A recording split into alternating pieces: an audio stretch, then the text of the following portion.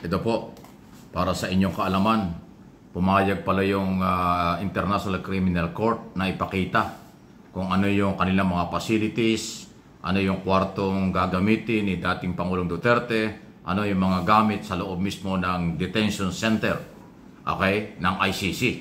Okay? Kaya yung kayong mga Duterte supporters or mamamayang Pilipino dito at sa abroad, ito panoorin po ninyo. Sa aking tingin, maayos naman. Malayong malayo sa kulungan kung dito sa atin sa Pilipinas, pasintabi na. Iba ang mga detention facilities center dito sa Pilipinas kumpara dun sa ICC. Ito, panoorin lang po natin. Hindi naman gaano kahabaan ito, pero mahalagang makita nyo para doon sa mga nagagalit o akala nila aping-api na sila. Ito, at maganda naman ang paglalagyan. Malamig pa yan kasi malamig dyan sa Europe, di ba? Ito yan, no?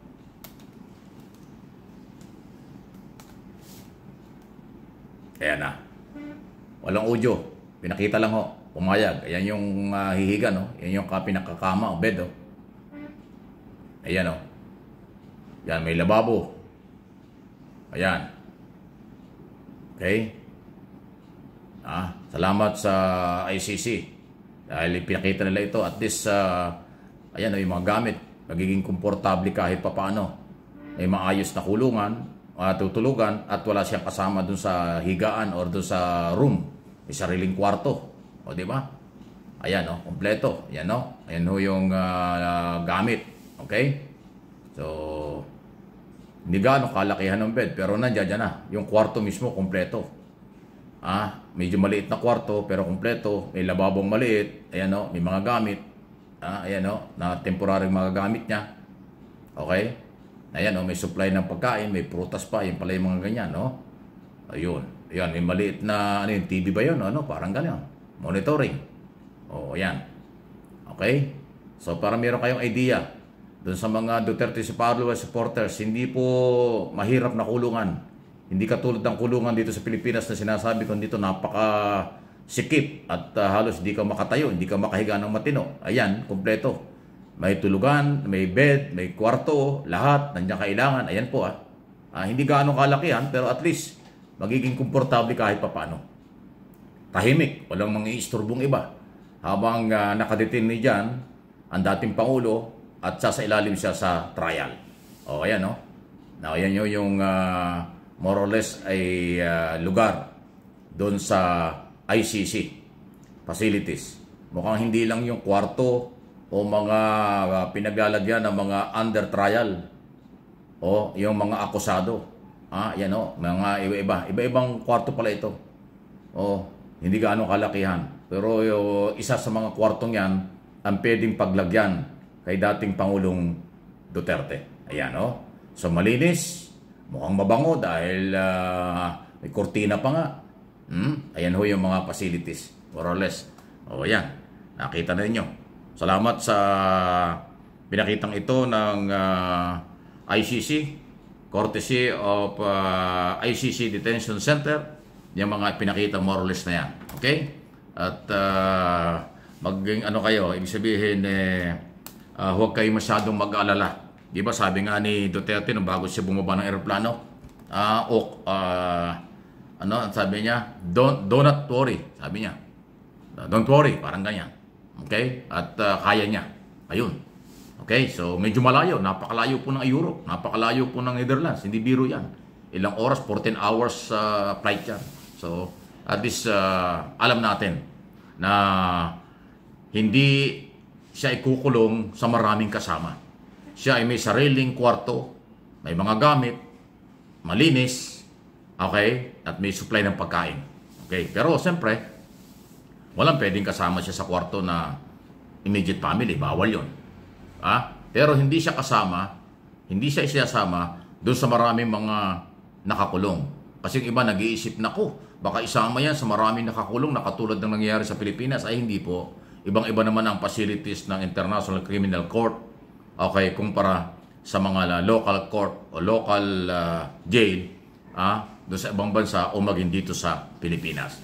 Sana po ay sangkay na rin tayo at okay yun na maganda yung paglalagyan para naman maging komportable kung meron siya nararamdaman dahil 80 years old na, mag-80 years old na, magbe-birthday ngayong Marso, ang dating Pangulo, di ba? Okay?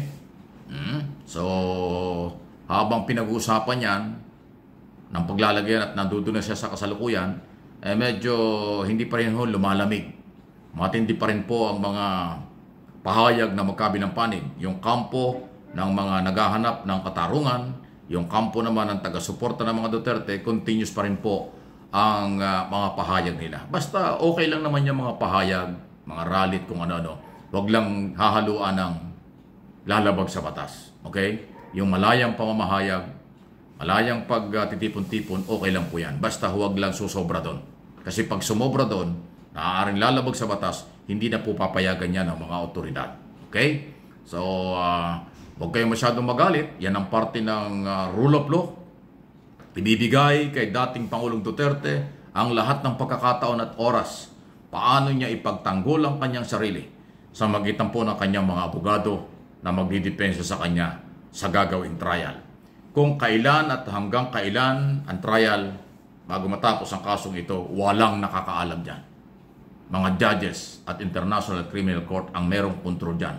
Kung ilang buwan o ilang taon at kung ano ang magiging desisyon ay base sa kalalabasan ng trial. Bibigyan po ng pagkakataon ang magkabilang panig, ang mga nag-aakusa o complainant ng mga Pilipino.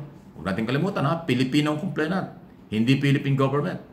Pilipino civilian na di umano'y biktima, okay, sa human rights violation or crime against humanity ang complainant dito. Tapos ididepensa naman yan, siguro may mga testigo rin or meron ding mga